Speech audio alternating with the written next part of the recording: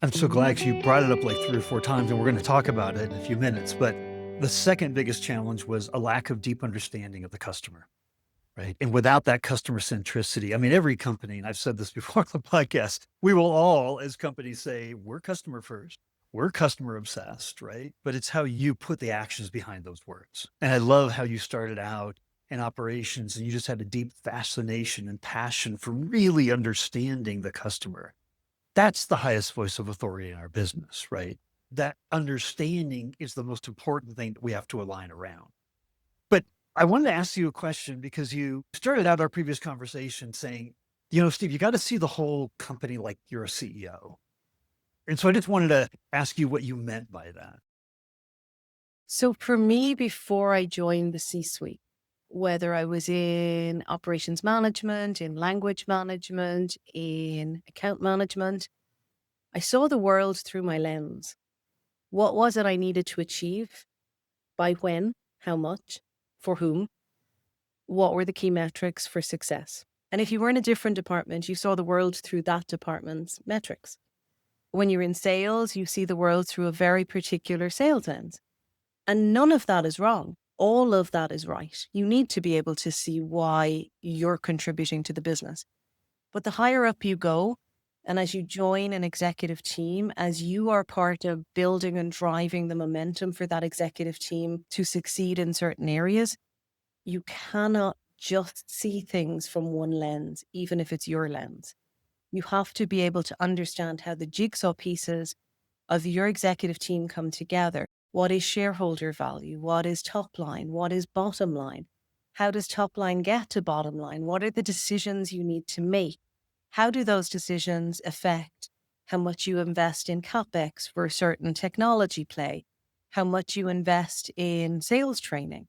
Because you need to accelerate. Maybe you're a SaaS company and you've brought your company to 30 million ARR, but you need to get to 100 million ARR.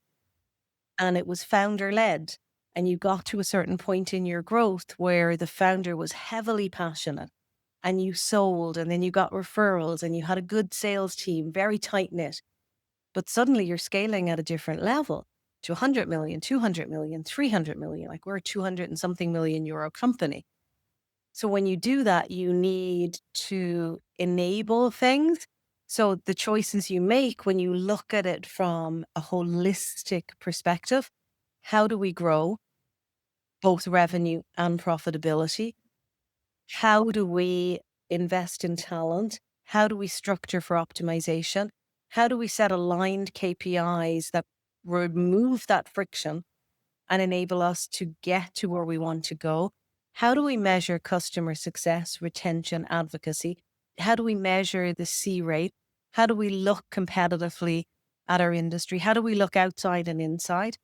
How do we question and challenge ourselves? And I had an interesting conversation a few years ago with our current CEO, where I hadn't realized in the past few years, I had naturally started thinking about the jigsaw pieces that drove a company as opposed to just drove the revenue in a company.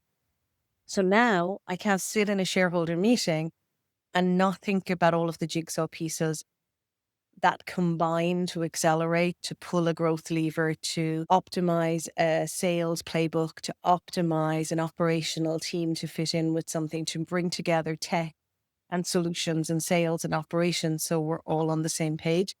And then to look at the challenges, to be able to transparently communicate to an organization if we're pivoting or shifting to AI and what that means. So looking at a company as a company, this is where we are. This is where we need to get to. These are our constraints. These are our opportunities. Where do we choose to put our big bets? How do we govern it? How do we measure it? How do we empower people? Which people? How? What do we say no to? How do we get good at making sure we say no and we say yes so that when we say yes, it's trusted? So it was funny. Our CEO actually said to me, "You're now facing the same challenges I face day to day. You're now embracing the same opportunities and potentials to pull levers. We're doing it from flip sides of the same coin, but I can't not see your area. You can't not see every area. And when you do that, you build a company that has a purpose, that has a value creation, that has a passion for customers, but that's backed up by governance and KPIs and measured initiatives and programs that say, well, am I doing well with customer advocacy? Or is it just something I say?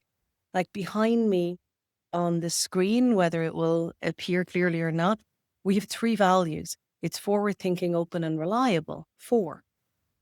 And we live and breathe these values because we wanted to understand from a corporate perspective, how do you build values that everybody can live day to day, whether you're in sales, operations, tech, IT, support functions, finance, admin, wherever you sit in the company, how do you understand what these values mean to how you do your day to day job, how you interact with your colleagues, how you show up for your customers and your prospect, how you show up when something isn't working?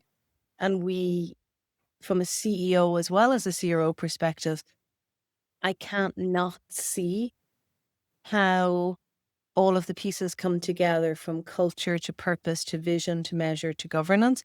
And I'm really, really grateful that has happened naturally by being surrounded by some pretty phenomenal executives.